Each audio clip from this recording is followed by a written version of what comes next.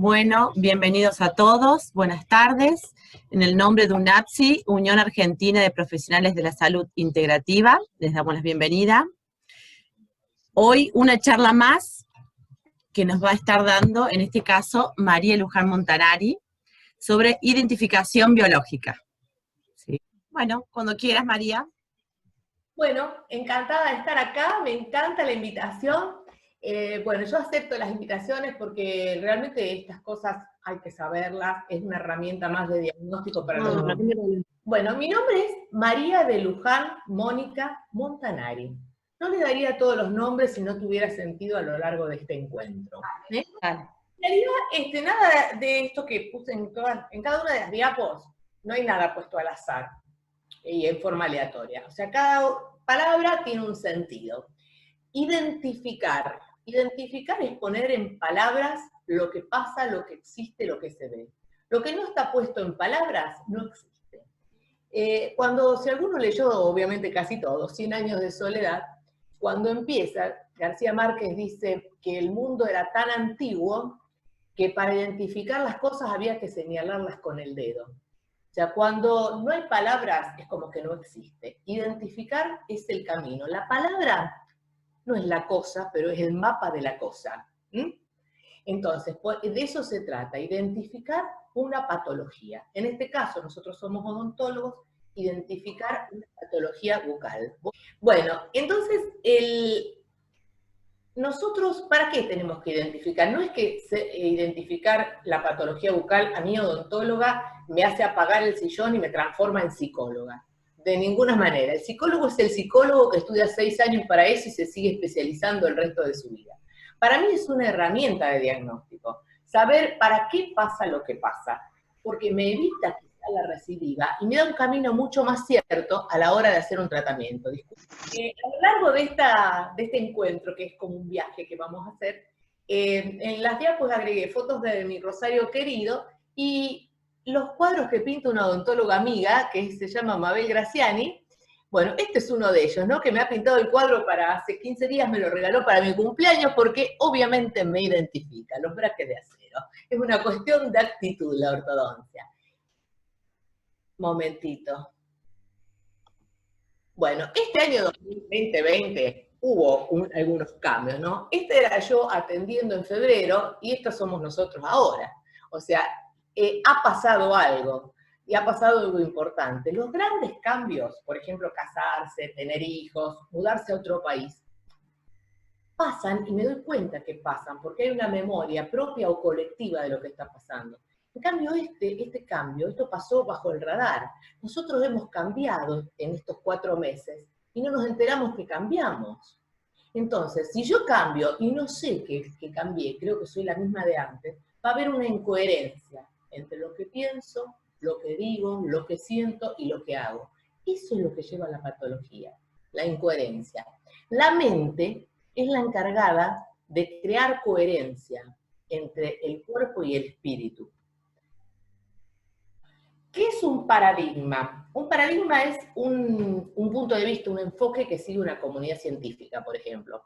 Los paradigmas cambian cuando las cosas no son como creíamos que eran, ¿no? Y esto que pasó gracias a la globalización del planeta y gracias a Internet, porque si no quizá nosotros no nos hubiéramos enterado de lo que estaba pasando en el mundo.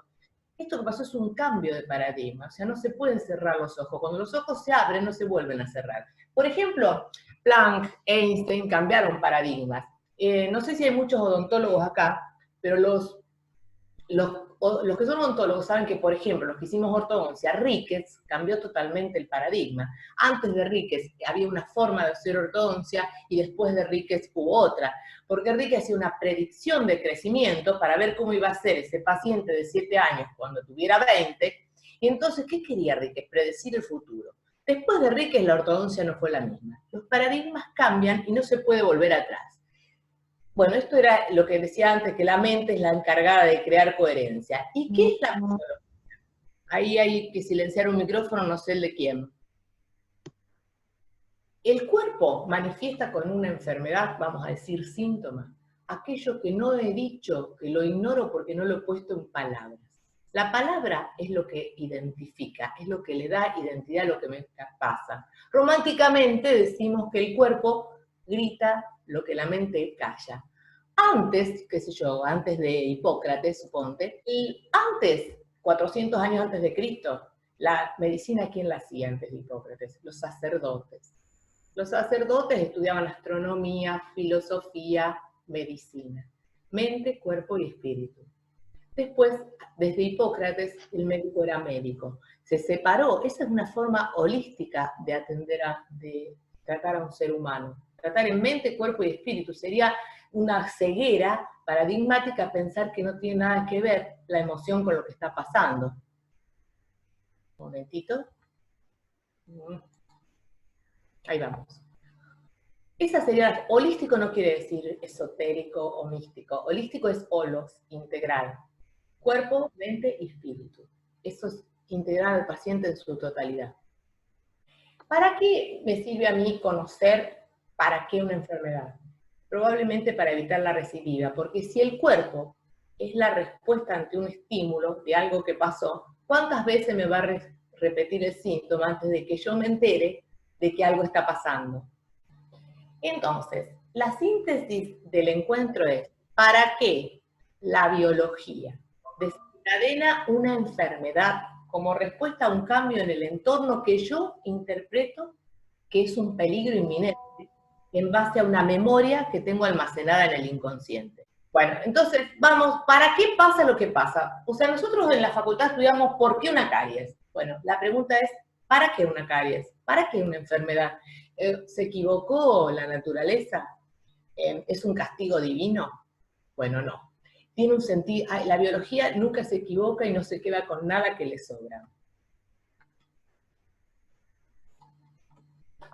La respuesta, o sea, si la enfermedad es la respuesta ante un estímulo, porque en términos de salud no es premio-castigo, es estímulo-respuesta. Si la enfermedad es una respuesta ¿a qué pregunta? La dolencia es un mensaje que está cifrado, está en código. Por eso se habla tanto de decodificación. ¿Qué sería codificar? Entonces digo, ¿qué es codificar? Que cada una de estas letras, por ejemplo, yo las transformo en un código. ¿Y quién sabe el código? Los que conocen el código, o sea, el resto no lo puede leer. Entonces, decodificar es todo lo contrario. Leer en una dolencia qué es lo que pasó adentro. ¿Adentro de dónde? Adentro de la mente, adentro del cuerpo, del espíritu. ¿Qué es lo que pasa en el cuerpo? Si yo quiero saber lo que está pasando en el inconsciente, reláteme la dolencia. Entonces la dolencia indica qué es lo que pasa, es la decodificación del síntoma. Desde que Santiago Ramón y Cajal determinó que la neurona era la célula constitutiva del sistema nervioso, hasta ahora una de las ramas de la medicina que tuvo un avance vertiginoso fue realmente las neurociencias. Las neurociencias, psico-neuro-inmuno-endocrinología, como su nombre lo dice, biodecodificación, decodificación biológica, bioneuroemoción, como dice Corbera, o sea, son términos que engloban a lo mismo. ¿Para qué pasa lo que pasa? La relación entre mente, cuerpo, espíritu.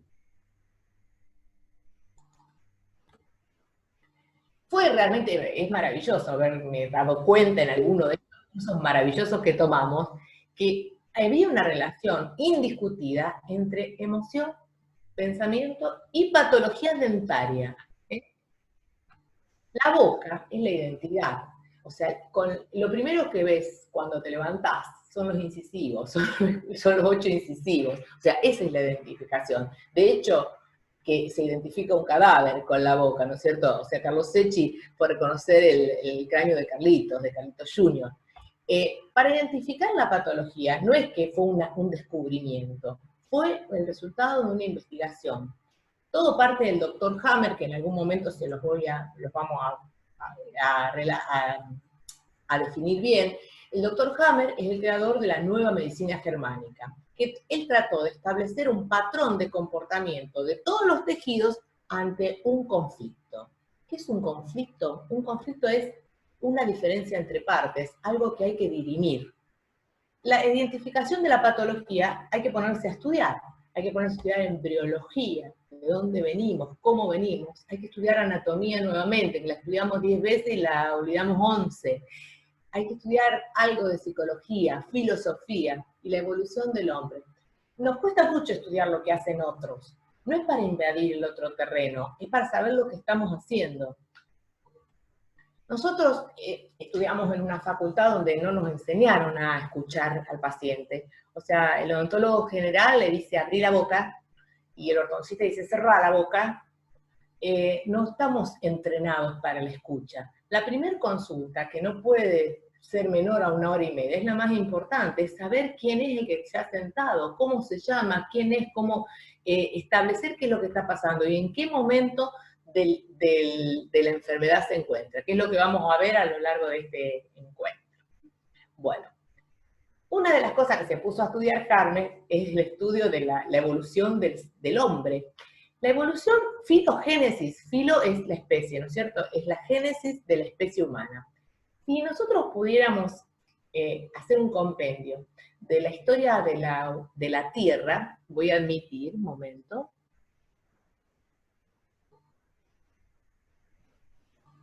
En 24 horas, desde esta medianoche a la medianoche de mañana, el ser humano, nuestra pequeñita humanidad está hace dos segundos, no 2 minutos, porque comparado con las bacterias, que hace 3.800 millones de años que están, nosotros somos muy nuevitos.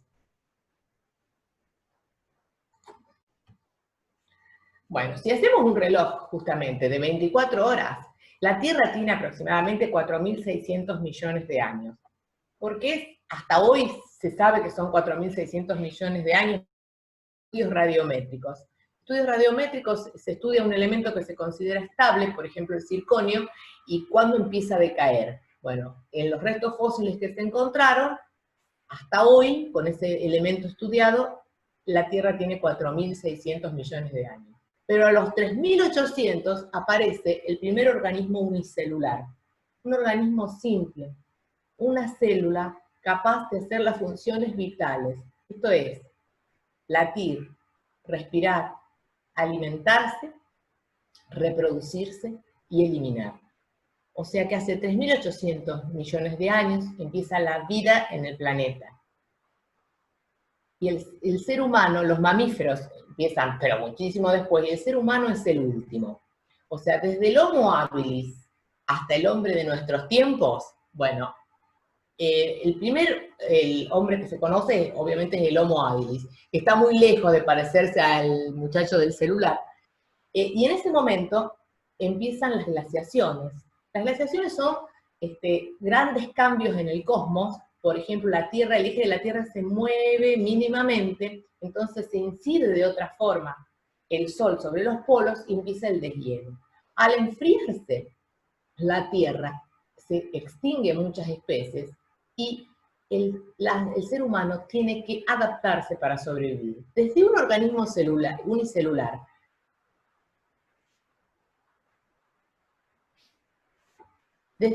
unicelular, hasta la perfección del ser humano que somos hoy, hubo que adaptarse. Y para adaptarse hubo cambios. O sea que la evolución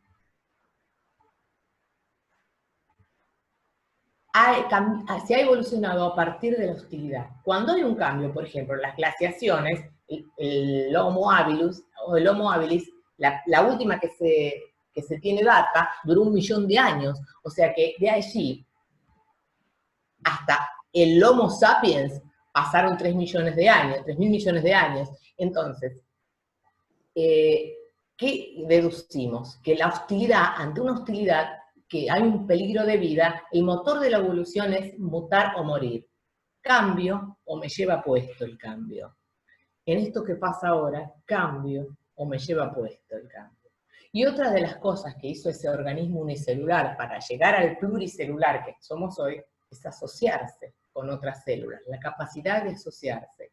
Entonces, ante la hostilidad, la asociación asegura la supervivencia. Desde que empezó la pandemia hasta hoy, ¿cuántos Zoom sin costo hemos hecho? Los que hemos querido.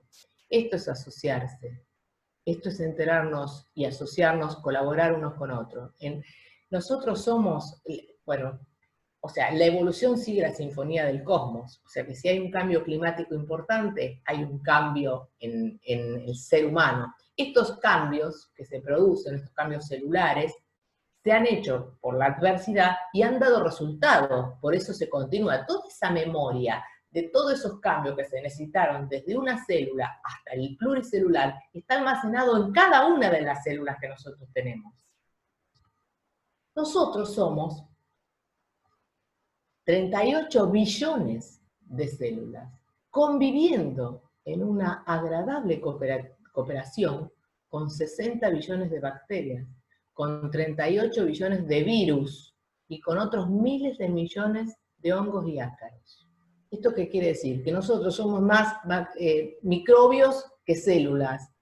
El microbioma es un porcentaje mucho mayor de la cantidad de células que nosotros tenemos. Un bebé cuando nace, si no tiene el microbioma, no puede digerir la leche. Entonces, esto es el resultado de una cooperación perfecta. Toda esta memoria, desde esta célula, una sola, hasta el pluricelular, está almacenada. ¿Dónde está almacenada? En todas las células y en el cerebro. El cerebro, desde de los primeros mamíferos, desde los primeros mamíferos hasta ahora, el cerebro sufrió un montón de modificaciones que hicieron posible esta adaptación a la vida.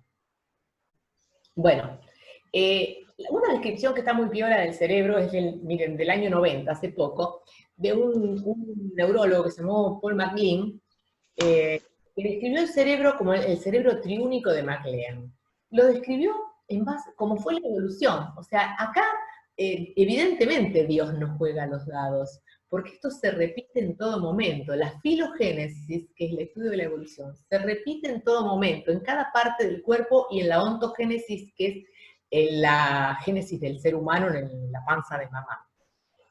Vamos a ver qué pasa con el cerebro. El cerebro, Paul MacLean lo describe en 3 partes, según cómo fue apareciendo, según la evolución y según la función. Y habló de 3 cerebros, como si fueran 3 computadoras que tienen una memoria y una inteligencia propia. Están interconectados entre sí, estos 3 cerebros que tenemos, y están conectados con cada uno de las células del cuerpo. O sea, llega a todas partes el cerebro, ¿no es cierto? Está conectado, y conectados entre sí. Pero son 3 cerebros con distintas memorias. El más antiguo es el cerebro reptiliano. El reptiliano. El reptiliano toma el tallo cerebral, el tronco, y el cerebelo, es la parte más antigua. El sistema límbico, entonces hablamos con los 3 cerebros de MacLean. La parte reptiliana, el sistema límbico y la corteza cerebral, por orden de aparición y según función.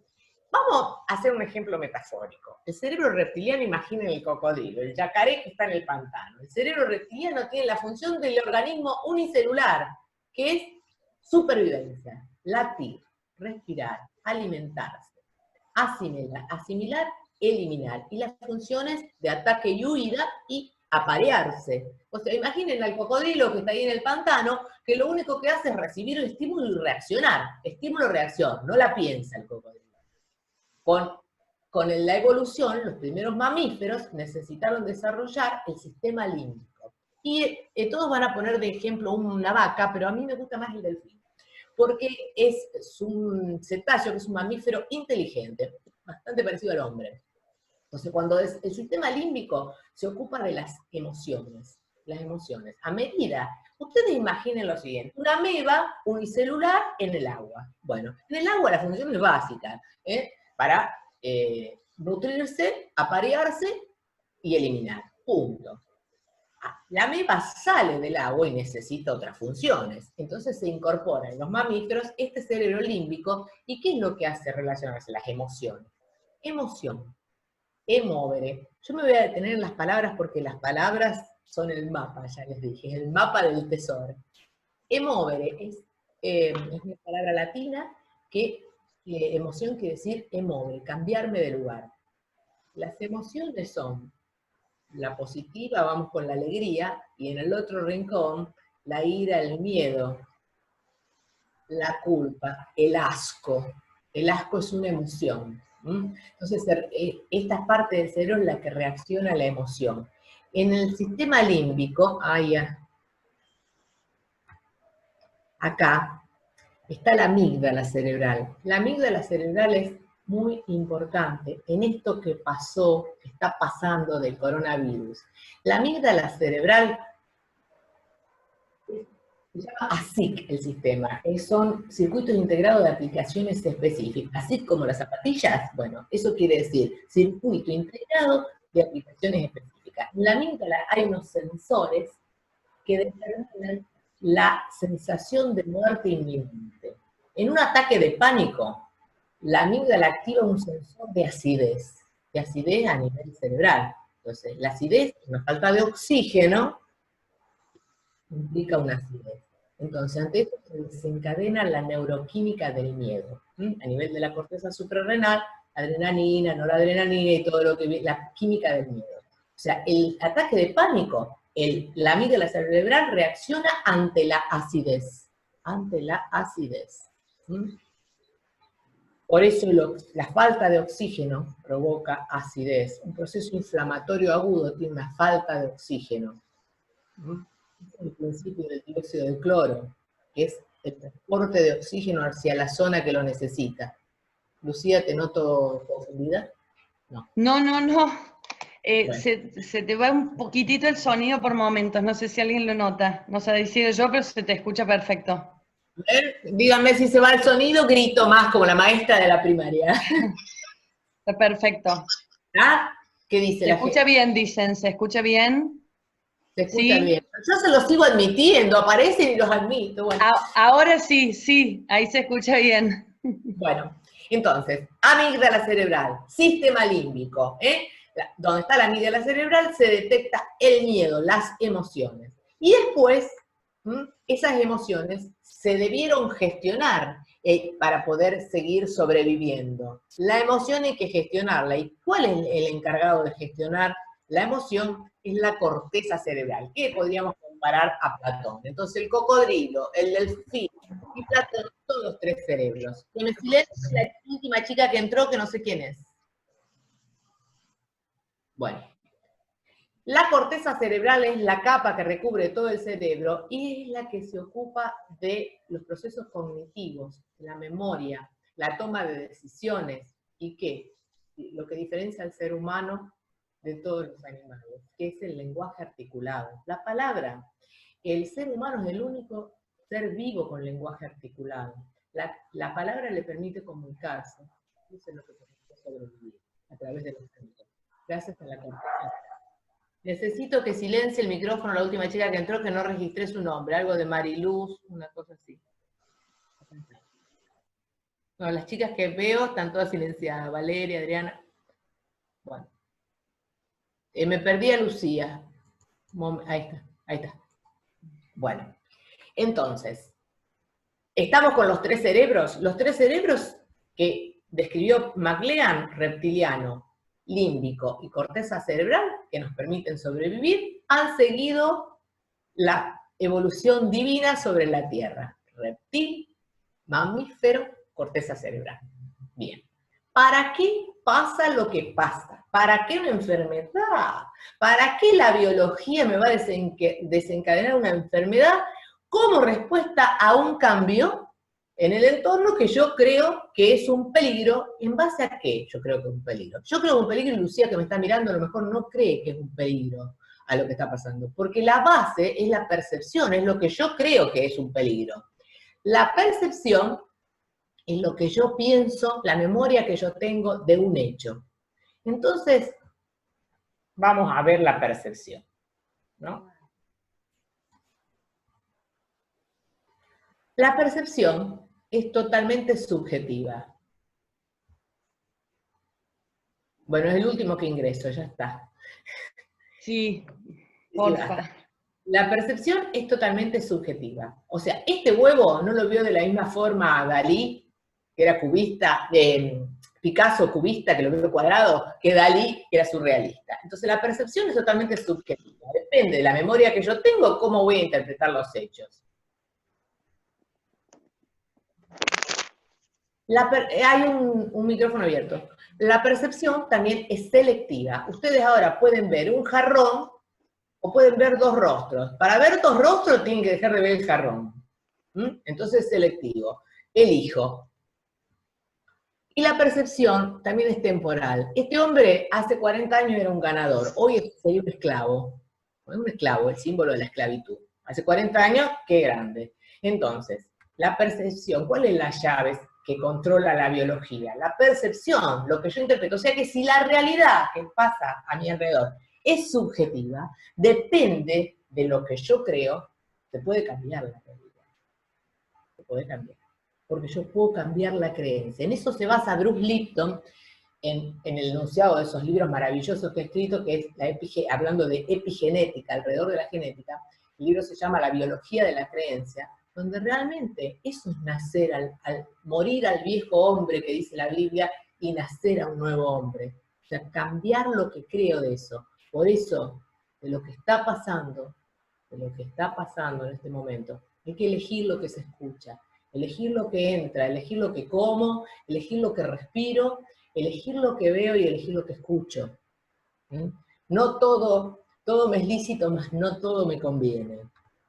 Entonces, de todo lo que hablamos hay un sentido biológico de un síntoma. Vamos a hablar de síntomas, no de enfermedad. Hay un sentido biológico. La biología no te desencadenó la gripe, o sea, cualquiera haya sido la causa, no es que es indistinto, pero así, el virus fue inventado, o vino del murciélago, prendió, ¿no es cierto? Entonces, hay un sentido para que el planeta esté pasando por esto. Hay un sentido biológico del síntoma. Hay un lenguaje puesto en palabras de lo que pasa. Por ejemplo, vamos a los odontólogos. Hay un lenguaje del órgano, los incisivos. Incisivos se llaman incisivos porque inciden. Incidir, cortar. Es el lenguaje del incisivo. Hay un lenguaje de la patología del órgano. Viene un chico adolescente, se fracturó un incisivo. ¿Qué te impide? La pregunta, ¿qué te impide?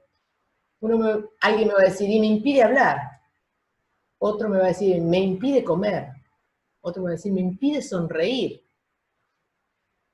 Hay un lenguaje de la patología, hay un lenguaje, o sea, una percepción diferente en cada paciente de lo que está pasando.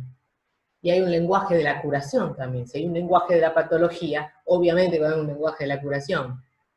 Y en eso se basó Hammer. Acá supongo que todos saben quién es Hammer. A ver, Lucía, vos sos mi sensor. Rick Hammer fue un doctor alemán, que miren, este hombre era alemán, era teólogo, era físico, médico y oncólogo. Imagínense, el hijo de un pastor. O sea, un estricto al 100%. O sea, que para que algo fuera ley, tenía que ser ley. 100% de comprobado. Bueno, Hammer tuvo un accidente, que fue que el hijo le pegaron un tiro accidentalmente y el chico fallece en 4 meses, y él experimentó un dolor tremendo y desarrolló un cáncer testicular. Bueno, entonces él, que era oncólogo y hacía diagnóstico por imágenes, se dio cuenta de la relación que existía entre la emoción, que no podía gestionar, que no la podía resolver, y la patología. Entonces trató él de establecer un patrón de comportamiento de los tejidos frente a una emoción, frente a un conflicto. Ya les dije conflicto, algo que hay que dirimir entre partes. Y determinó que la enfermedad es un programa de emergencia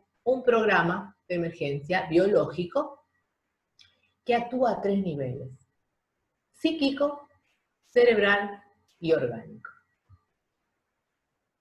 La primera, Hammer estableció leyes, porque ya les digo, se podía comprobar en un 100% de los casos. Lo que pasa es que me queda bueno, solamente me queda a mí el cuadrito de la admisión. Solo a ti. ¿Estás muda, Lucía? Bueno, vos no te quedes muda. No quiero interrumpir. La primera ley o postulado de Hammer, yo todas las voy a ir aplicando a odontología, ¿no? Es que existe un conflicto que impacta en la psiquis, una parte del cerebro está encargada de resolverla, no lo gestiona, ya les dije, reptiliano, o sea, llega la emoción, pasa al reptiliano. Ay, la última que entró, que me silencie el... No lo puedo silenciar, no sé quién entró.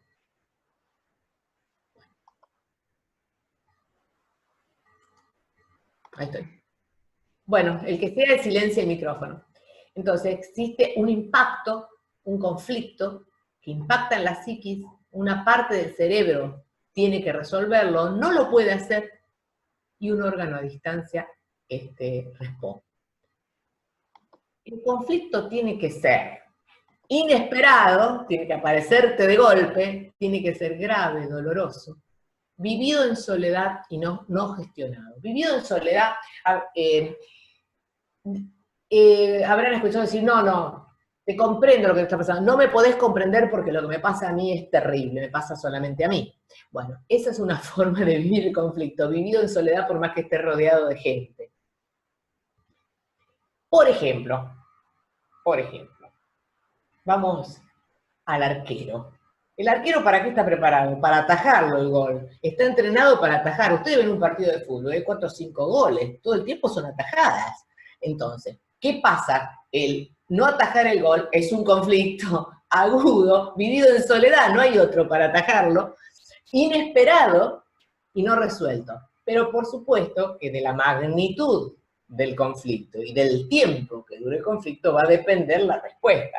Entonces, desde una caries hasta un tumor, todo se desarrolla de la misma manera. Depende de la magnitud.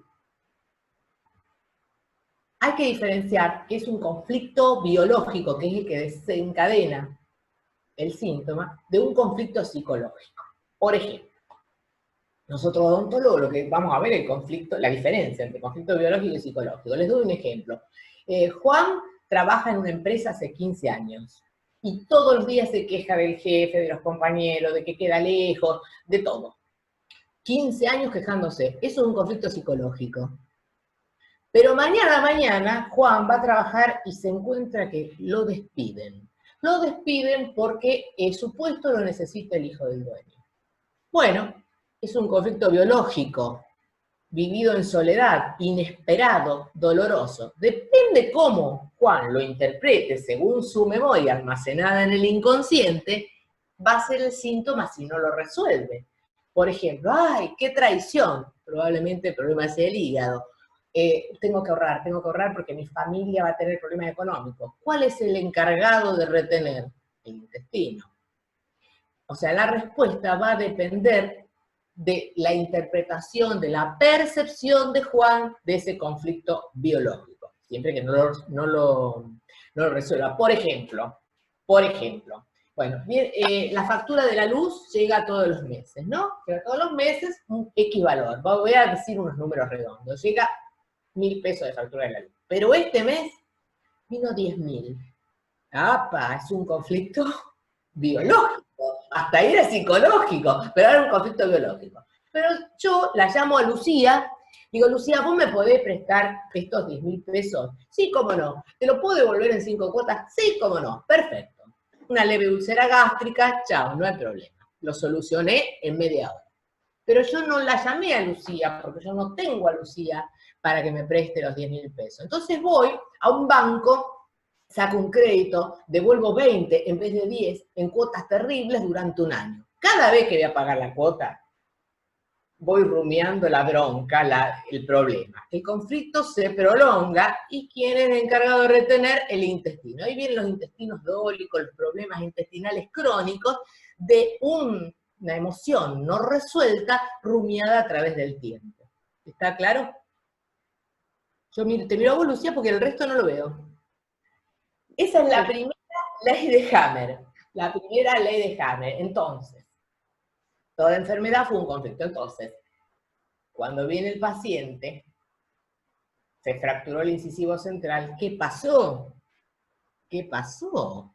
O sea, ¿qué vino a la patología que me está diciendo? Entonces le pregunto a la interpretación, de lo que les dije antes.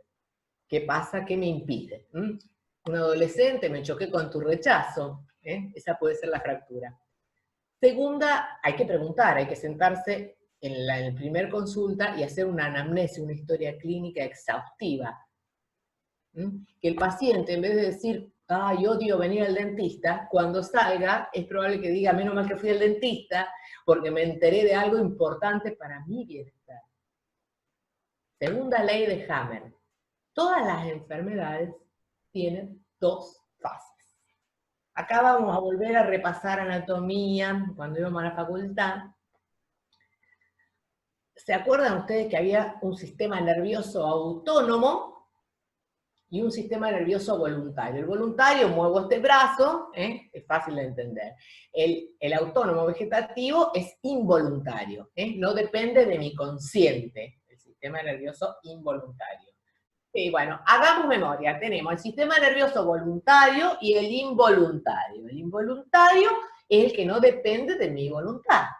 El sistema nervioso involuntario tiene dos partes, el simpático y el parasimpático. Para los que no están en el arte de curar, por algo están acá y para algo están acá, entonces ya deben tener idea de qué se trata. Porque vamos a la segunda ley de Hammett, que el DHS él le llamó el tiro de Dirk, que es el conflicto, el golazo del arquero, la factura de la luz. Bueno, la primera etapa de la enfermedad, la de conflicto activo, cuando está pasando la cosa, es una etapa donde del sistema nervioso involuntario actúa el simpático. El sistema nervioso simpático es el de la lucha o la huida, ¿no? Es cuando justamente la amígdala dice, acá hay un peligro, la amígdala es la que detecta la emoción, el sistema nervioso, oh, papa, que acá hay un peligro, y desencadena la química de la lucha o de la huida, que es la del miedo. Entonces, adrenalina, noradrenalina, cortisol. Esta es la fase de conflicto activo. La relato y después me detengo un poquito más. Esto no se puede estar siempre en la cresta de la ola, o sea que hay un momento en que se baja. Es la conflictolisis. De alguna manera se resuelve. Y se pasa a la etapa de post-conflicto activo, donde interviene la otra rama del sistema nervioso involuntario, que es el parasimpático, o vagotónico. Estar en vagotonía, ese splash, es cuando ahí se ve el proceso inflamatorio agudo. La fiebre, la vasodilatación, ahí es cuando se ven los síntomas. Cuando nosotros recibimos un paciente, lo recibimos en post-conflicto. Por ejemplo, yo tengo que presentar un trabajo, me voy a un congreso dentro de una semana, me avisan de golpe, entonces empiezo a preparar las diapositivas, voy al consultorio, atiendo a los pacientes, los chicos, hago todo, no me duele nada, estoy las manos heladas, no me acuerdo ni que tengo que comer, no duermo, todo bárbaro. Voy al congreso, presento todo, un éxito, vuelvo a mi casa, tengo un poquito de resfrío, fiebre, al otro día tengo una gripe terrible. ¿Qué pasó? La gripe me mandó a la cama. Entonces, antes estaba en simpaticotonía, on fire, ¿no es cierto? Con adrenalina, noradrenalina, la fase fría, conflicto activo. ¿Qué pasó después? La fase caliente, fiebre, vasodilatación, edema. Bueno, esa es la post-conflicto activo. Si esto se resuelve, pasamos a la normotonía.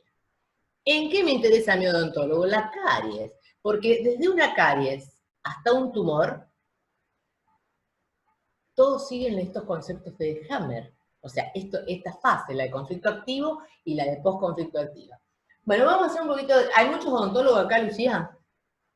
Hay varios odontólogos, sí. Acá están contestando, sí. Bueno, odontos queridos de mi alma, nos hemos dedicado al estudio del cristal, porque la enfermedad prevalente, ¿cuál es? La caries. Es la enfermedad prevalente de la odontología. Acá se me prende y se me apaga una luz de más, que no sé qué. Es cada vez que habla el chat. Bien. El chat. Bueno, entonces, vamos a acordarnos de la hermosura que es el esmalte dentario, que está formado en un 96% por los cristales. Los prismas de esmalte, cristales de hidroxiapatita, son unos prismas maravillosos de un material inorgánico que está simétricamente colocado, estos cristales, y hay un 4% de sustancia orgánica. Hay una matriz de cohesión en estos cristales bonitos y perfectamente colocados. Una matriz orgánica que tiene alguna sustancia en su composición. Glicerina, glicina, pero ácido glutámico tiene. El ácido glutámico es un neurotransmisor. O sea, en los prismas de esmalte, entre ellos como matriz de cohesión, está el ácido glutámico. El ácido glutámico es un neurotransmisor oxitotóxico por excelencia. O sea, hay todo un mecanismo en el sistema nervioso para regular que no haya tanto ácido glutámico. Es el neurotransmisor de la ira. Entonces, cuando hay un pico de estrés, aumenta el ácido glutámico, la matriz de cohesión del esmalte tiene el ácido glutámico, el cristal se despolariza y se fractura. Entonces, antes que el lactobacillus y antes que el azúcar, estuvo el estrés.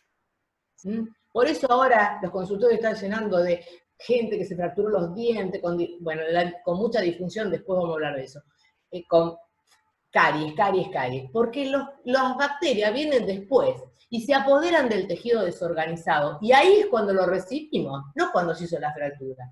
Post-conflicto activo, entonces, en el pleno conflicto activo está la microfractura, no pasa nada, no hay síntomas.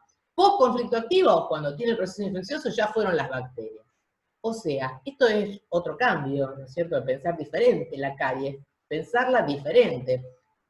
Es, por ejemplo, hay un incendio, se está quemando una casa, entonces yo paso con el auto y veo a los bomberos.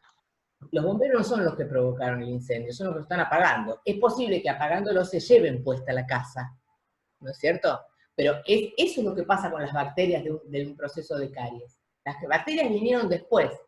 Y en la dentina es lo mismo. La dentina tiene un 70% de inorgánico y tiene un 30% de material orgánico, donde justamente está el ácido glutámico.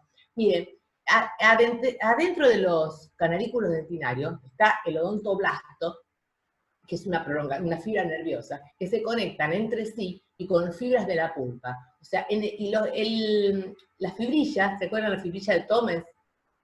¿No? Bueno, tenemos que volver a estudiar todo esto, anatomía dentaria, Prile, todo.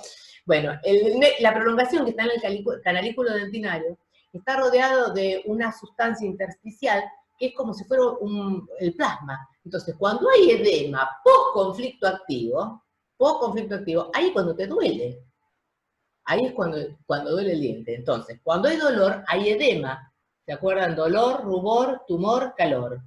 Los síntomas inflamatorios. Cuando ahí está el síntoma inflamatorio es post-conflicto activo. O sea, el conflicto ya pasó hace un tiempo. Entonces le pregunto al paciente. Y aparte también el tono del paciente. Cuando es conflicto activo, tiene las manos frías, está en pleno auge del proceso.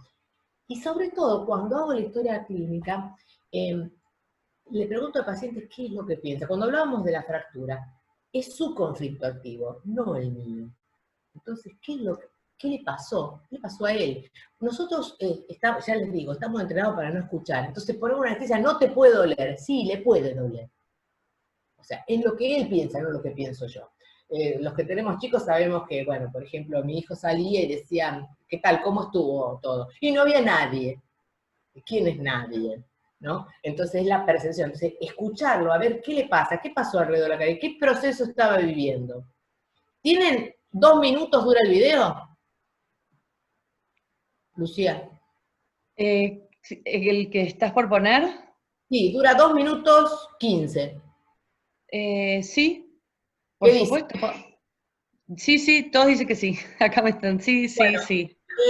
Pongo el video. Ok.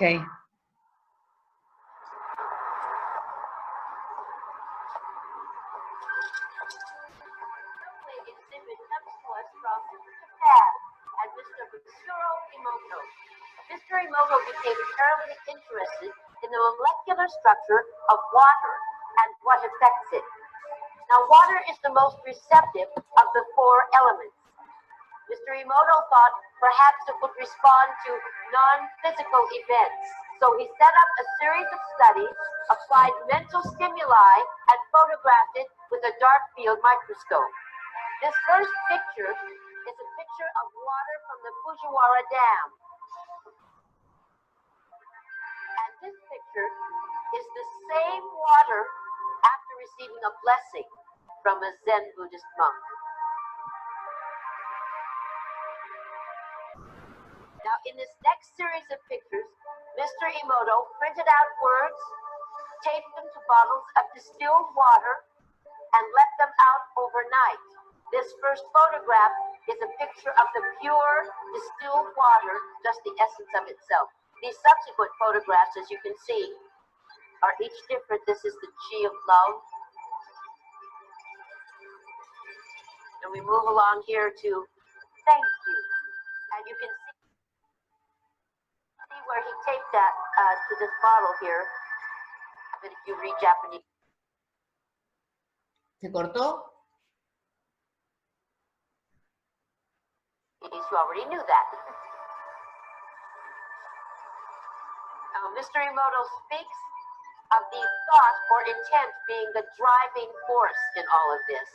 The science of how that actually affects the molecules is unknown, except to the water molecules, of course. And it's really fascinating when you keep in mind that 90% of our bodies are water.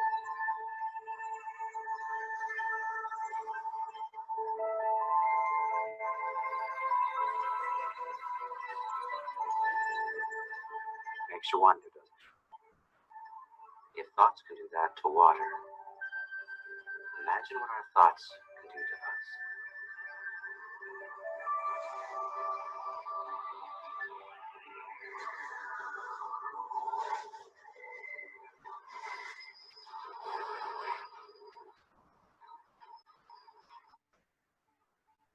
Bien, entonces la boca es una cuba electrolítica con agua, entonces el pensamiento, ¿qué le hace al agua, no? Y qué le hace a nuestra composición. Lo importante de esto es el diálogo interno, lo que yo me digo a mí mismo. Entonces por eso es cambiar la percepción, va a cambiar la biología. Entonces, ¿cómo se hace una carie, odontólogos? La matriz orgánica se despolariza y el cristal se fractura. ¿Para qué se hizo la caries? Eso es lo que pregunto. ¿Qué pasó? ¿Qué es lo que está pasando? Si me relata el insomnio, ¿qué me dice cuando lo dice? Anoto lo que el paciente dice, no lo que yo interpreto de lo que el paciente dice. Él dice eso y eso anoto. Esta es la caries de superficie lisa, las caries en la cúspide de un canino. ¿Cómo se hizo la caries en la cúspide de un canino? La tercera ley de Hammer es el sentido ontogenético de las enfermedades. Voy a tener que pasarme rápido porque si no vamos a estar más de 20 minutos. Ontogénesis. Nosotros hablamos de filogénesis, que era la evolución del ser humano sobre la Tierra. Ontogénesis es lo que pasa en la panza. En la panza es lo mismo, pero en cámara rápida. O sea, ¿cómo fue la evolución? Bueno, Dios lo repitió dentro de la panza. Desde que el óvulo se encuentra con el espermatozoide, las primeras 3 semanas ya están las 4 capas que van a originar todos los tejidos del cuerpo humano y el cerebro.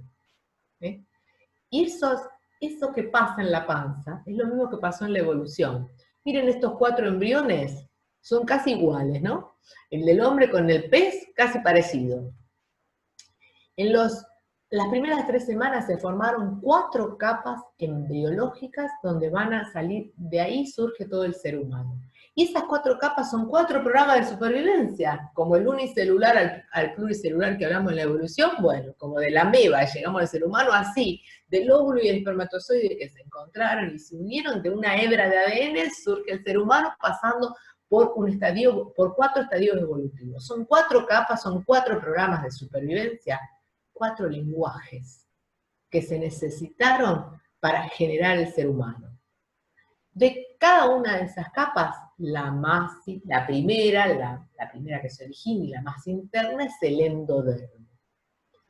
En el medio está el mesodermo, que por su cronología de aparición tenés el mesodermo del cerebro antiguo y el mesodermo del cerebro nuevo, y el ectodermo es el más nuevo, es lo último que se forma. ¿Cómo fue exactamente la evolución? Todos aquellos órganos que derivan del endodermo son los que están regidos por el tronco cerebral, por el reptiliano.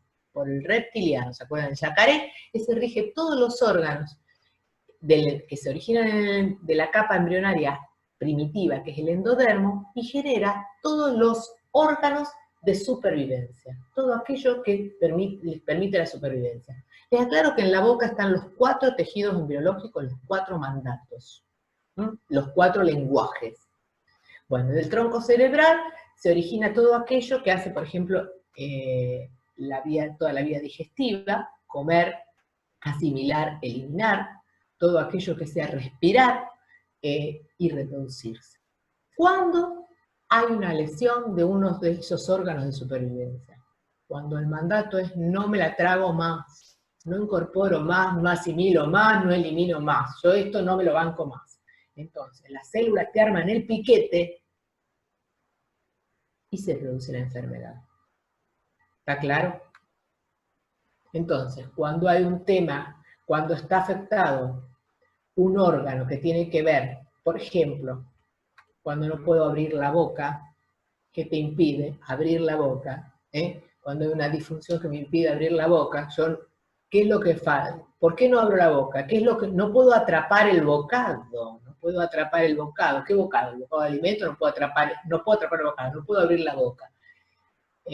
No puedo la palabra también es un bocado. Entonces, cuando el paciente tiene una disfunción y dificultad en la apertura, cuando ve la apertura muy disminuida, que no puede hablar, no puede tomar la palabra, probablemente no tenga ni voz ni voto, lo que no puede tomar también es la palabra es un bocado. Mesodermo del cerebro antiguo. La ameba sale del agua y tiene que protegerse los órganos. Entonces, en esta capa embrionaria es lo que protege a todos los órganos. El pericardio, el peritoneo, la glándula mamaria. La glándula mamaria es la protección, la coraza de protección. ¿Cuándo falla esto? Cuando no me puedo proteger. Mesodermo nuevo.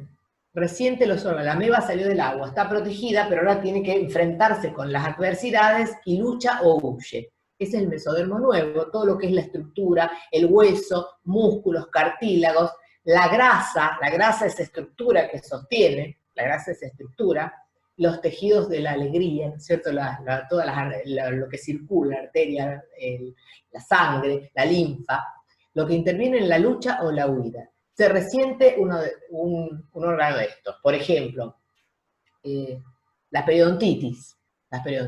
¿Qué pasa con el hueso que se apolilla? ¿Qué pasa cuando una mujer llega a la etapa menopáusica? Cuando llegamos a esa etapa, lo primero que te dicen, ¿cuántos años tenés? Bueno, tengo 50, una densitometría rajante para ver cómo está el hueso. Bueno, el hueso periodontal, el hueso atacado por periodontitis es como el zócalo, como la tierra no fértil que no puede nutrir. Por ejemplo, comprar una tierra que es una cañada, no hay planta que venga en la cañada. Ese es el hueso minado por la periodontitis, un hueso que no puede nutrir. ¿A quién le pasa? ¿A quién tiene periodontitis? Aquel cansado de nutrir a los demás, está agotado, el suelo está agotado. Entonces, lo que más pasa ¿cuál es el primer concepto ante la menopausia? Y la desvalorización, ya no sirvo. Entonces, justamente, cambiar la visión de la situación, inaugurar otra forma de amar, otra forma de vivir. Esa sería pararse en otro lugar y cambiar mi percepción de la realidad. El paciente con problemas periodontales hay que tratarlo in situ y también cambiar la percepción, porque cuando las piezas se pierden, los dientes son armas, Si ustedes estudian por qué la carie a lo largo de los años, y cuando el ser humano dejó de ser un cazador y dejó de ser nómade para pasar a ser agricultor, para ser sedentario, y bueno, la alimentación, los cereales, no es solo la alimentación, los cereales, que había que defender el territorio, no era solo ir, cazar y volver a casa, había que defender la tierra, son conflictos de territorio. Todo lo que pasa en mesodermo nuevo, en ectodermo, en el hueso, en los dientes, es defensa del territorio. Los dientes que pierdo son armas, me desarmo. Un paciente periodontal que pierde las piezas dentarias y donde probablemente en ese hueso tipo corcho no entre un implante, sea un problema llevar la prótesis, ¿a dónde vuelve ese paciente? ¿A qué etapa vuelve? Vuelve a la primera infancia, vuelve un bebé desdentado. Un bebé dentado. Entonces, esa vuelta atrás, esa vuelta a la pérdida de fuerza. ¿Se entendió esto, Lucía? Te miro a vos. Ectodermo, acá está el diente es principalmente ectodérmico. Bueno, la ameba salió del agua, se protegió, se estructuró y ahora tiene que relacionarse con otras amebas, ¿no? Hay que relacionarse. Las lesiones de los dientes, de las paredes de los conductos, de la mucosa, de la capa superficial de la piel, es lo que me relaciona y me separa con el otro. Entonces, un afta una caries, una fractura, es relación con el otro, la búsqueda permanente de la aprobación. El ser humano es gregario, vive en manada, necesita de la aprobación. Si quieren cortamos acá, y la parte que viene ahora es puramente dentaria. A ver, preguntá al prójimo. Vos, Lucía, no puedo ver el chat. A ver, los chats, no veo nada yo. Así que léeme vos, Lucía. Pará, que está silenciada. Listo. Dale, Ahí habla. están diciendo, adelante, que sigas, que está buenísimo. Mira, el que quiera puede retirarse. Para mí que vos sigas. Nada, que sigas. Todos dicen que sigas. Seguí. A todos ahí, bueno, todos. Tengo para media hora más con esta parte, pero lo que pasa es que no me podía pasar acá sin decir lo anterior, porque si no parece que me bajó la lechuza y la información del cielo, y esto es todo ciencia. Acá no hay nada místico y esotérico, está todo estudiado, probado, es estudiar esas materias. Entonces ahora llegamos a ver por qué el incisivo central derecho tiene que ver con el padre. O sea, para llegar a eso había que contar un poco esta historia. Que siga, la mayoría de los que están escribiendo dicen que sigas. Bueno, Tenés 53, estamos perfectos. Entonces, más o menos, a ver qué hora es. Bueno, entonces, más o menos hemos llegado a la conclusión que nada es casualidad, está todo divinamente armado, entonces no podemos pensar que la enfermedad me sorprende una incoherencia. Sí, hay una incoherencia entre lo que digo, pienso y hago, pero no una incoherencia biológica. O sea, el cuerpo siempre sabe lo que hace. Hay cosas que identifican al ser humano y lo diferencian del resto de los seres vivos. Una es la cronología de erupción. Esté donde esté, seas hijo de quien seas, o donde haya nacido, la cronología de erupción no es aleatoria. Los dientes no te lo tiran con la gomera en la boca, sino que cada diente erupciona cuando se ha completado un periodo de maduración neuroendocrina. La maduración neuroendocrina es la maduración de la conciencia, que los psicólogos miden como la maduración de los vínculos. A medida que se supera una etapa, que se madura, erupciona un diente. Entonces, en una panorámica de un niño podés ver perfectamente la maduración que tiene viendo la cronología de erupción. ¿Qué diente tiene en la boca? No va a salir un diente si no se ha completado una etapa de maduración. Ahí erupciona el diente. Y estar maduro es estar apto para soportar una adversidad, como hemos dicho que la hostilidad es lo que origina el cambio, es estar apto para soportar una adversidad sin morirse en el intento. Esos cambios ya están probados. Entonces, ¿por qué decimos que el incisivo resiente, por ejemplo, un conflicto con el padre? Porque hay una resonancia entre lo que pasa hoy y lo que pasó en el momento de erupción. En el momento de erupción había que estar maduro para que erupcione el diente ante una serie de pautas, y cuando viene el paciente de 30 años con una recidiva de una carie en un diente determinado, lo que yo leo es que está recidivando una emoción que ya está notada en el inconsciente del momento de erupción. Ahora lo vemos. Están todos los cuadros de la odontóloga, como verán, todos sexys y divinos.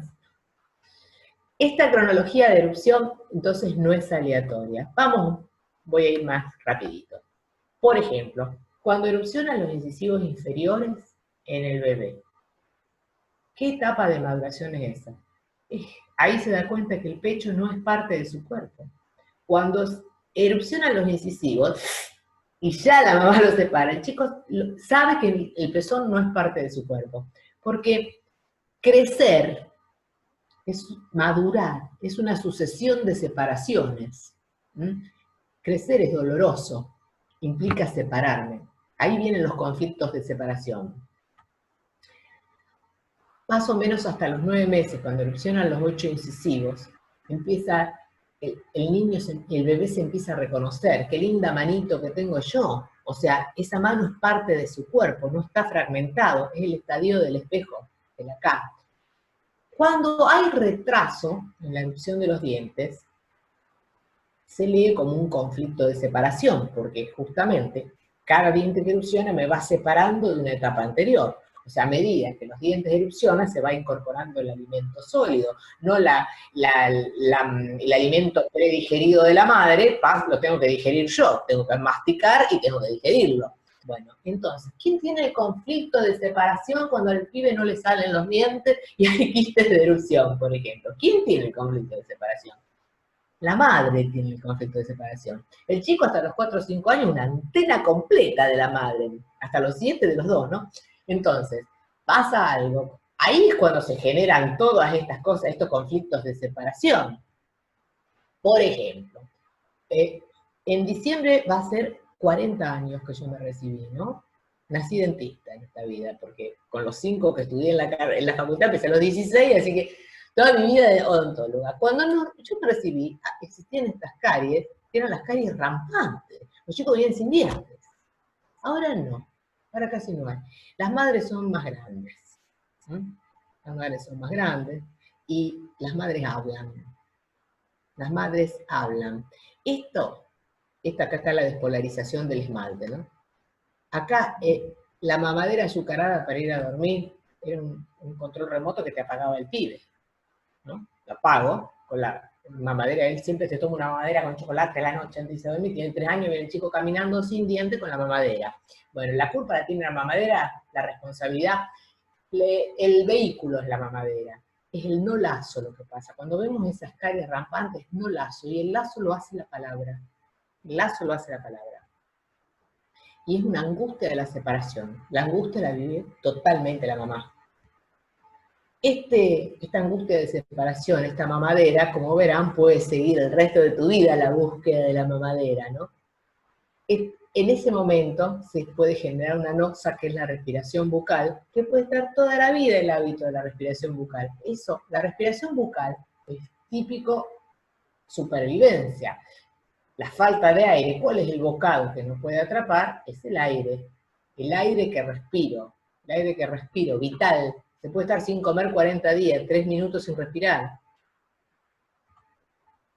Cuando aparece el primer molar, la posición erecta está establecida.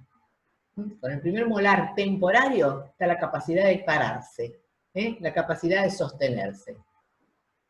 Y cuando aparece el canino es el diente, el director de la orquesta siempre, el canino de leche, el temporario y el canino permanente. Cuando aparece el canino hay un cambio importantísimo. Cuando a los 18 meses está el canino, bueno, se incorporó el momento divino de la incorporación del lenguaje articulado. Ya existe la memoria verbal, porque empieza se está madurando el lóbulo parietal de la corteza cerebral, y la palabra tiene sentido. O sea, yo hablo y lo que digo incide sobre los demás, y la palabra incide sobre mí, porque hay memoria de la palabra. Entonces, ese es un momento de incorporación del verbo. A los 3 años, están todos los dientes de leche. Es una etapa de maduración de la conciencia reflexiva. O sea, el chico se da cuenta que hay algo adentro de él y hay algo afuera de él. O sea, ya tiene diálogo interno. Y aquí se establece, cuando están todos los dientes, la masticación bilateral. Una masticación bilateral hace que irriguemos los 2 hemisferios cerebrales en forma equilibrada. Y acá ya está establecido también el vector de crecimiento. Como mastico, así camino. O sea, el chico obviamente camina. Entonces, así como masticas, así caminas. Así camina Putin, dejando el surco donde camina. Y acá tenemos un braquisevero, ¿no? O sea, Putin, el tercio inferior cada vez más corto, o sea, es el típico de braquisevero. Ahora pongo a Putin, hace un tiempo era Jacqueline Kennedy, la típica, braquisevero que camina dejando un surco, masticación bilateral.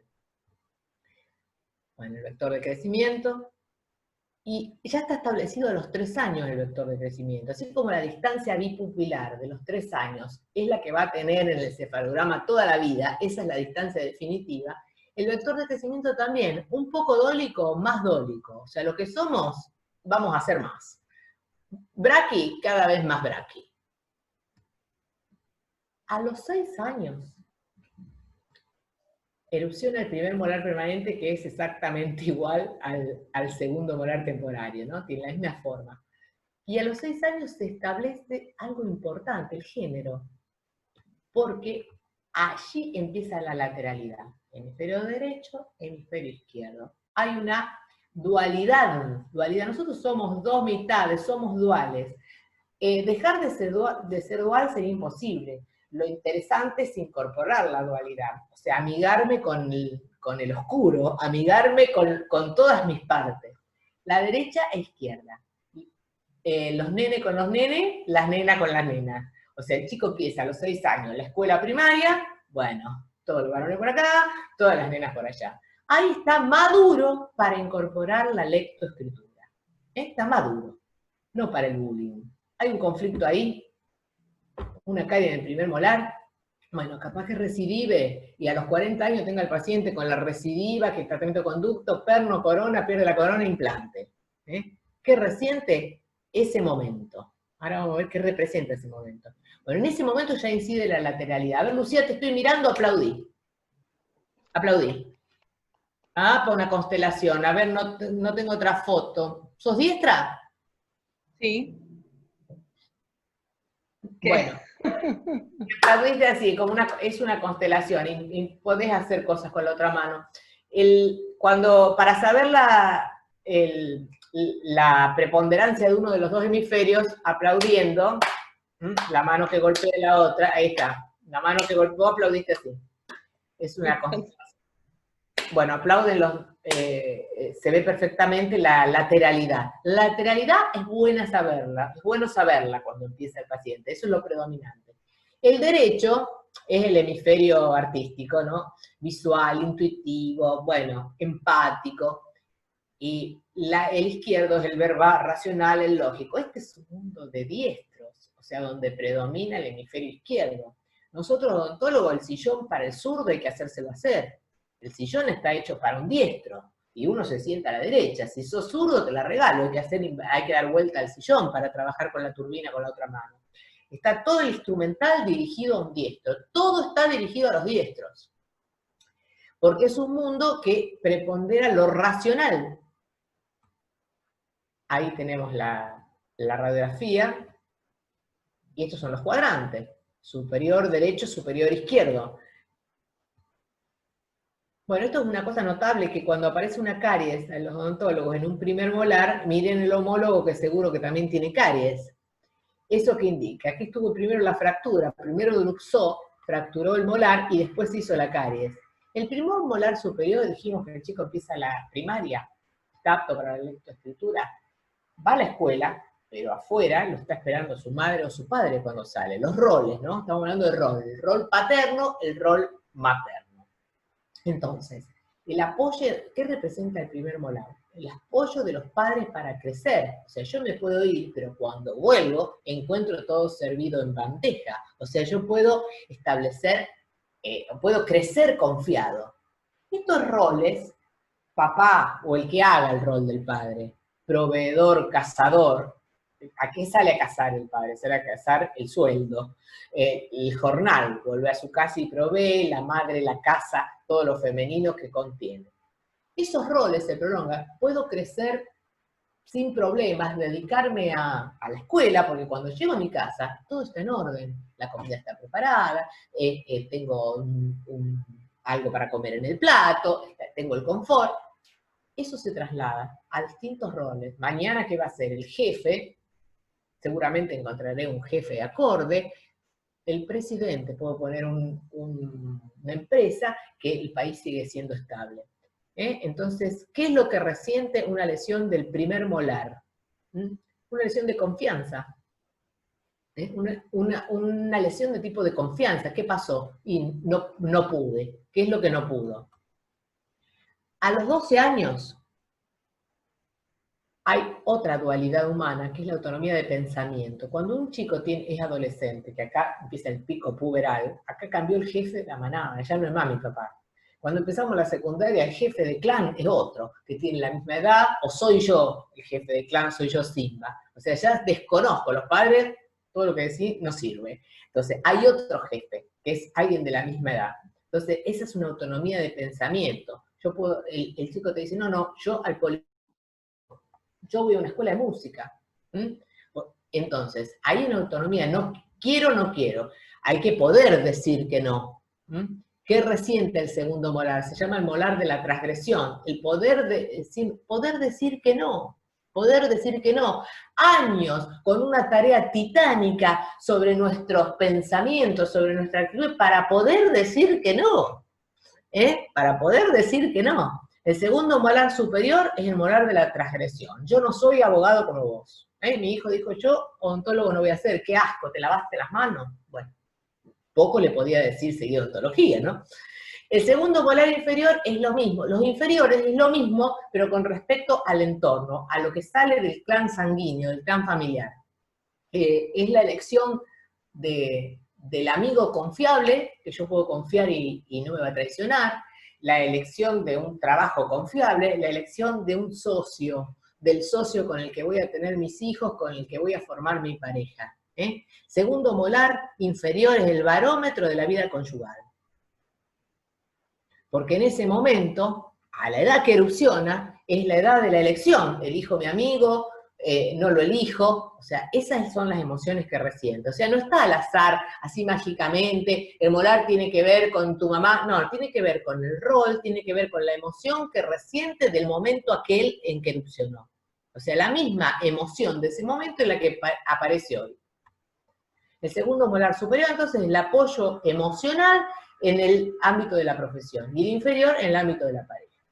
Y la tercera dualidad es cuando la muela de juicio, el tercer molar, se llama en Francia la muela de la sabiduría. Entonces, si hay un diente con problema para erupcionar, el tercer molar. Entonces, ¿por qué no hay tercer molar? Si antes había un cuarto, y porque la alimentación cada vez más blanda. No, realmente no comulgo con eso. Yo creo que en un mundo donde hay que ser joven eternamente, donde hay que ponerse botox hialurónico de todo, ya estamos habilitados nosotros los odontólogos, no solo le ponemos al paciente, ponemos nosotros, clavamos entre nosotros, abrimos una botella de botox, che, abre una botella de botox.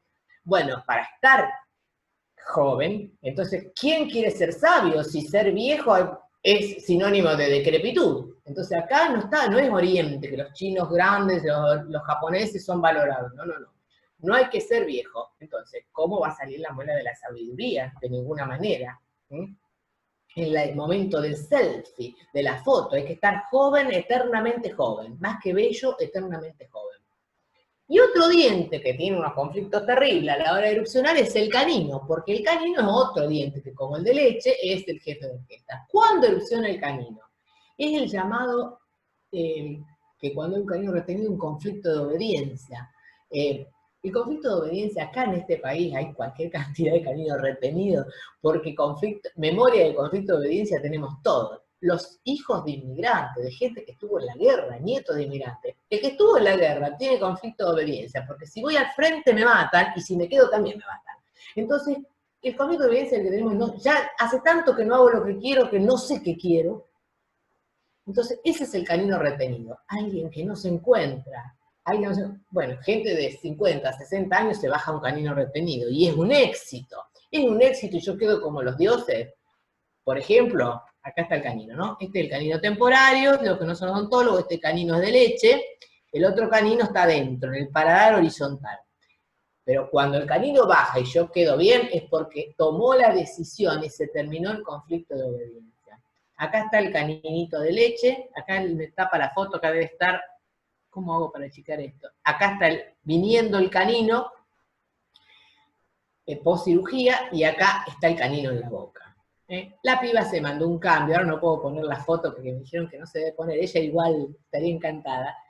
No solamente bajó el canino, se hizo la rinoplastía, o hay un cambio de actitud, y el canino está en boca maravillosamente bien.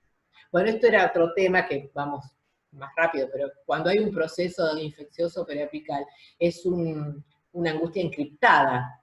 O sea, esto, si permanece silencioso y es un hallazgo radiográfico, hay que ver cuál es lo que está tapado. Conocer entonces la biología de una enfermedad no es necesario, es inevitable, la información nos corre atrás. Esto que estamos diciendo, en mayor o menor medida, lo vamos a tener que saber, Porque eso es la verdad de lo que pasa. No somos técnicos, no podemos circunscribir a ser puramente técnicos y a obturar la pieza dentaria. De ninguna manera. La pieza, el órgano dentario tiene una arteria, una vena y un nervio en su interior. Es un órgano. Entonces el órgano dentario responde ante un conflicto emocional que a mi odontólogo me es muy conveniente saberlo y transmitírselo al paciente. Eso no me transforma en psicólogo. Bueno, creo que volamos. Ya estamos. Bueno, María José Molina, ahí le pedí que se saque el mute. Hola, buenas noches. María, muy interesante tu charla. Felicitaciones. Más allá de que, bueno, soy licenciada en nutrición, pero Bruce Lipton, Hammer, te cuento que conocí a Masaru Emoto, tengo un libro firmado por él, la verdad que fue lo que me motivó a estudiar en profundidad el tema del agua y la relación con la salud. Él curaba a través del agua, a través de la frecuencia del agua, una cosa increíble cómo se puede estructurar agua para poder sanar. Un tema que da también para tratar largo y tendido. Bueno, vamos a las preguntitas. Hay bastantes preguntas, te agradece mucho la charla. Me dice Alexis, María, ¿me podrías dar una orientación respecto al bruxismo? Ahí lo veo, sí. Bueno, con respecto al bruxismo es largo el tema. El bruxismo, la articulación temporomandibular es la más alta de todas, la que está más cerca del cerebro, y la mandíbula está móvil y el resto de la cara del cráneo son huesos que están solidificados y fijos. Lo que se mueve es la mandíbula vinculada al cráneo por la articulación temporomandibular. Entonces, ¿qué conflicto es ese? Un conflicto entre el cielo y la tierra, entre lo rígido y lo móvil, es hago una cosa y pienso la otra. Es como voy para allá, pero el egipcio, ¿no? Con los pies para allá y la mirada para otro lado. Hay una falta de coherencia. Ese es el bruxismo. El chico que aprieta y genera la disfunción. O sea, ese es el bruxismo, la disfunción de articulación. Entonces, cuando hay alguien que bruxa, no alcanza, obviamente que no alcanza, como la placa es, ¡ay, se me borró la imagen! La placa es un intermediario, o sea, no es la solución del bruxismo. El bruxismo es la dualidad, la disparidad de pensamiento, la incoherencia propia. Perfecto. ¿La gingivitis sería conflicto de valoración? La gingivitis, ahora van a encontrar gingivitis a rolete. La gingivitis, la encía es lo que separa del exterior.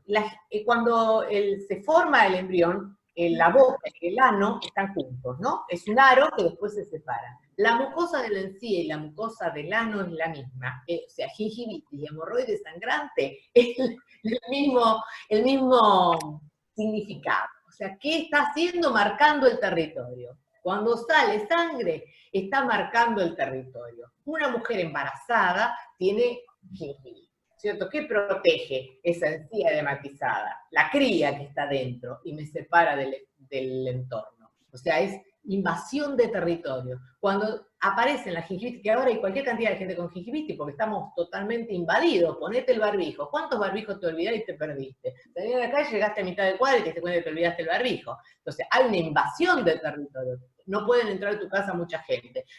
O sea, estás totalmente limitado en tu vida privada. Hay una invasión a tu territorio, a tu casa. Eso es la gingivitis. Qué bárbaro, mirá lo que uno aprende, ¿no? ¿Qué sabes de quienes tienen la tercera dentición? ¿Qué es la tercera dentición? No sé, así está escrita la pregunta, de Bubel. ¿Qué sabes de quienes tienen tercera dentición? Qué interesante, qué armados que están. O sea, más dientes, más armamento. Raquel es que me está preguntando, una chica de acá, Rosario. Lo que sé es que es una vuelta atrás. Yo la verdad que en 40 años jamás vi un paciente con tercera dentición. Ni siquiera con un cuarto molar.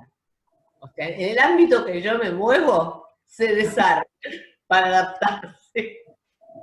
Bien. La persona que escribió la pregunta dice, cuando puedas, deseo hablar contigo, y deja su correo, y deja su WhatsApp. Así que después te pasaremos el contacto nada de todo esto. Como me tienen ahí en el correo está, yo estoy en Facebook, María Montanari, me lo mandan por ahí, porque yo esto no voy a saber guardarlo. Bien. Tengo una pregunta, un niño que nace con los incisivos inferiores, de nacimiento, ¿qué significa? ¿Tiene algún significado importante? El pezón no le pertenece, ya está separadito. ¿Está cómo? Perdón. Está separado, el incisivo inferior erupciona cuando está maduro para separarse del pezón, podría pasar la mamadera directamente. Bien. ¿Todas las enfermedades de la mucosa bucal tienen relación con atrapar el bocado? Es ectodérmico. La mucosa es ectodérmico. La submucosa, no sé si me pregunta Janina, no sé si Janina es odontóloga, bueno, la mucosa es la capa superficial, la submucosa es la que está abajo, como la epidermis y la dermis. Bueno, la mucosa es ectodérmica, tiene que ver con atrapar el bocado. La submucosa es mesodérmico. Tiene que ver con lo territorial y tiene que ver con la protección, con la lucha y la huida. Todo lo que es mucosa es atrapar el bocado, sí. Sí, estomatóloga, me dice. Ahí está. Estomatóloga. Ella es estomatóloga. Ya, yo tengo una pregunta, tengo una pregunta. Con los dientes, elementos supernumerarios, ¿a qué tendría relación? Depende cuál, ¿dónde lo está el supernumerario? Superior. Entre el 11 y el 12. Tengo un paciente. Ah, no es un mesodén. Bueno, yo no me detuve, pero los incisivos, viste, la erupción de los incisivos permanentes, tiene que ver con todo lo que pasa en el ámbito familiar, dentro de la casa. Vos siempre reportarte a la edad en que erupcionó. Cuando ves algo, a ver este diente, cuando erupcionó. Entonces, en lateral más o menos 7, 8 años. Entonces, ¿cuál es? Estaba dentro de la casa, estaba yendo a la escuela, ¿qué pasó ahí? Entonces, ahí te tenés que preguntar. Cada paciente es un caso. O sea, no es, por ejemplo, derecho, padre, plato o pareja, ahí no es así. ¿Viste? No es que el lado derecho es padre, plato o pareja. O sea, es detenerte en la erupción del momento de la erupción. O sea, que tenía que estar maduro.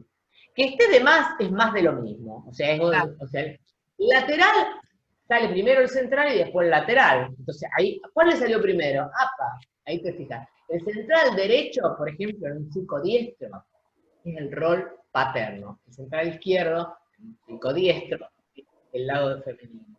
El lateral es yo con respecto a, porque nace después, ya está instalado eso. Es medio largo el tema, pero en realidad siempre remitite en cada paciente, trata de ver el momento de erupción, en qué ámbito estaba bueno, cómo vivía, con quién vivía, cuántos hermanos tenía, todo esto del árbol. No es una joda lo del árbol genealógico, no es una joda que se hace el árbol, a ver si sos doble, no, eso es realmente así, es la memoria que está en la célula de toda la familia. La abuela materna, cuando tu abuela estaba embarazada de tu mamá, Laurita, vos estabas adentro, porque estaban los óvulos de tu mamá dentro de la panza. Así que si tu abuela la fajó el marido, vos ya lo sabés. Vos sabés que yo empecé a percibir, digo, acá hay algo raro, acá pasa algo más que la bacteria.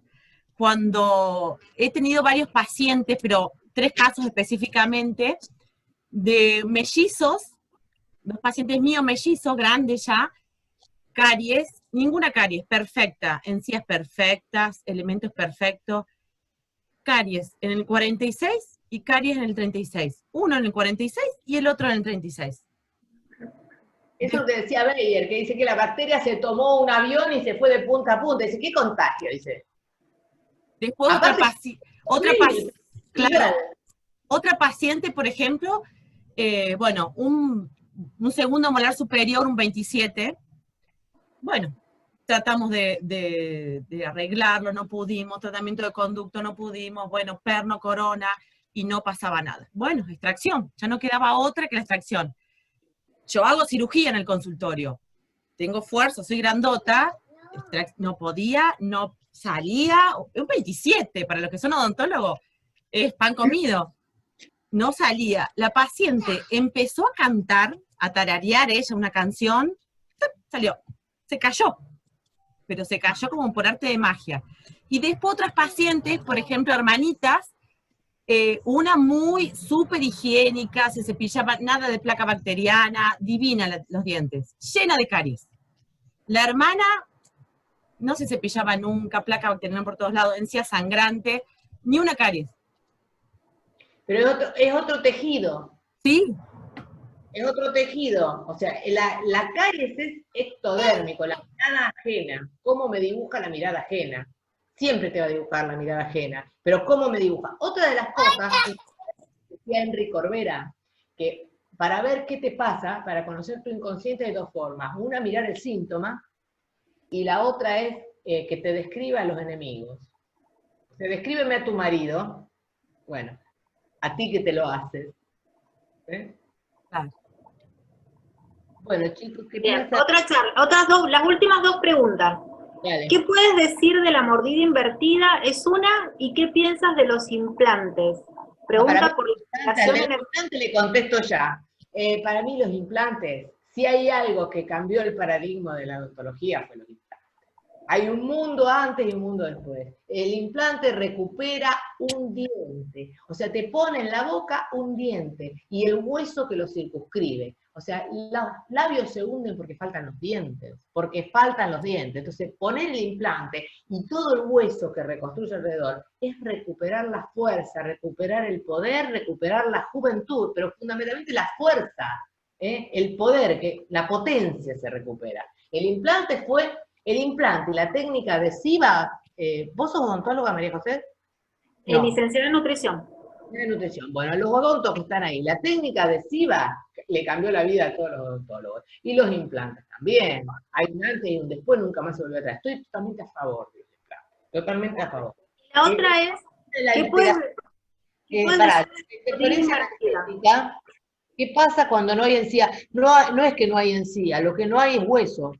No hay hueso suficiente. O sea, es lo que dije antes de la periodontitis. La desvalorización te hace perder el hueso. Y después el hueso es un corcho y no agarra el implante. O hay tan poco hueso que está el nervio del dentario y no podés poner el implante, ¿no es cierto? Bueno, es lo mismo. O sea, no superado la etapa de desvalorización, de falta de estructura. Pero me quedó César por ahí arriba que decía, ¿qué puede decir de la mordida invertida? La mordida invertida. Bueno, cuando erupcionan los dientes, acá es al revés que en ortodoncia. Bueno, lo que se evalúa es el superior, el maxilar superior. Entonces, la mordida invertida, yo supongo que él se refiere a que el superior por detrás del inferior, ¿no es cierto? Una clase 3, quiero creer. A ver, ¿está César ahí? A ver. Claro, es una clase 3, o sea, como Boicochea, digamos. Está César, no sé si nos está escuchando. Y está Balcón, dice ahí. Bueno, sí, César Banana Pueblón. Entonces, justamente la posición de los incisivos habla de la demanda. El clase 2, el conejo, sí, ese sería el clase 2. El clase 2, el conejo, es el empuje lingual que hace mucha demanda poco satisfecha. El clase 3, poco demandante. Poco demandante. La lengua está baja, puede ser por la adenoide, puede ser la pseudo clase 3. La lengua está baja para permitir la entrada de aire, es al revés. La poca demanda, retraído, poco pasar al frente. El profesional debe orientarlo hacia el conflicto. Cara con algo. Poca tendencia, poco hacerse ver. Un perfil demasiado bajo para lo que necesita, si es un conflicto. Boicochea es una clase 3 totalmente armónica. A mí me encantan las clases 3, porque hace que la distancia desde el mentón al ángulo C, que nunca tiene papada una clase 3, nunca tiene doble mentón. La clase 2 siempre tiene doble mentón. Entonces, me encantan las clases 3, pero la clase 3 tiene que ser armónica. El superior, ¿qué hacemos para tratar una clase 3? Le ponemos una máscara para protruir el maxilar superior. Entonces, para hacerlo pasar al frente, tiene que dar un paso al frente, la clase 3. Perfecto. Esas serían todas las preguntas, María. Bueno, listo. Entonces, chicos, los saludo a todos. Gracias por invitarme. Gracias, María. Para los profesionales de la salud que quieran participar de UNAPSI, si quieren pueden escribirnos a unapsigroup@gmail.com. ¿Sí? Bueno. Y después los quiero invitar. ¿Sí? Sí, los quiero invitar para la charla del viernes, este viernes 21 de agosto, 19:30 horas. Hay una charla súper interesante sobre el nuevo orden mundial. Una introducción para completos desprevenidos, que creo que va a ser la primera, porque este tema va a dar, acerca de los problemas de las mentalidades contemporáneas ante el advenimiento del nuevo orden. Y por otro lado, si quieren suscribirse para seguir estas charlas y las anteriores y las que vendrán, tenemos un canal de YouTube, nos pueden encontrar como UNAPSI. Y dejanos los datos, si querés, en el chat, aquellos que quieran formar parte del grupo. Muchísimas gracias, gracias a todos, gracias María, un placer, y esperamos tenerte nuevamente con nosotros. Sí. Bueno, yo tengo que cortar yo esto, Lucía. ¿Sí? Sí. Bueno. No, lo corto yo, no te preocupes. Despedirte, por supuesto. Gracias por todo y esperamos más porque es súper interesante. Y fuimos los chicos.